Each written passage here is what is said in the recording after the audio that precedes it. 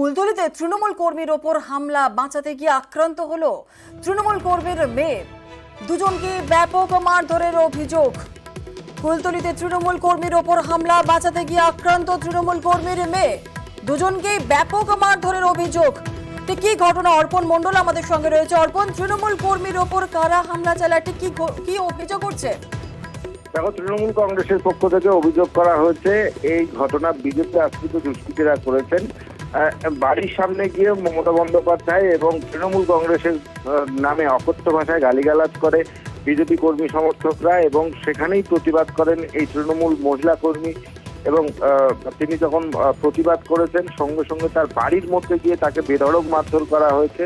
মাকে মারছে দেখে বাড়ির থেকে মেয়ে বেরিয়ে আসেন। মেয়ে মাকে বাঁচাতে গেলে বা মেয়েকেও বেধড়ক মারধর করা হয়। স্থানীয় মানুষজন জড়ো হয়ে তাদেরকে উদ্ধার করে জামতলা গ্রামীণ হাসপাতালে নিয়ে আসে। সেখানেই তারা চিকিৎসাধীন রয়েছেন।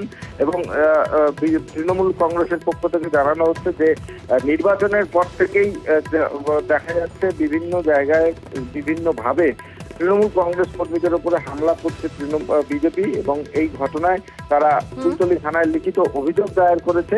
তবে সমস্ত অভিযোগ অস্বীকার করেছে বিজেপির তরফ থেকে। বিজেপির যিনি নেতা রয়েছেন তিনি জানিয়েছেন যে এই ঘটনা পারিবারিক অশান্তি, এর সঙ্গে কোনো রাজনৈতিক রং নেই।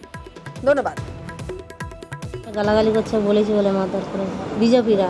আমি টিএম ছিল। মারলো কেন? ওরা গালাগালি করছে বলে আমাদের এক কর্মী সময় থেকে বাড়ির সামনে বিজেপির কিছু ছেলেরা এসে আমাদের দল সম্বন্ধে গালাগালি করছে।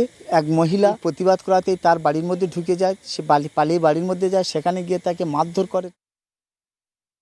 এটা কোনো রাজনৈতিক কোনো রং নয়, এটা ওদের পারিবারিক বিষয়, বন্ধুবান্ধব হিসাবে একটা বাকবিতণ্ডা হয়েছে, সেটাইকে এরা রাজনীতি ইস্যু করতে চাইছে। এই বিষয়টা সম্পূর্ণ ভুয়ো এবং মিথ্যে।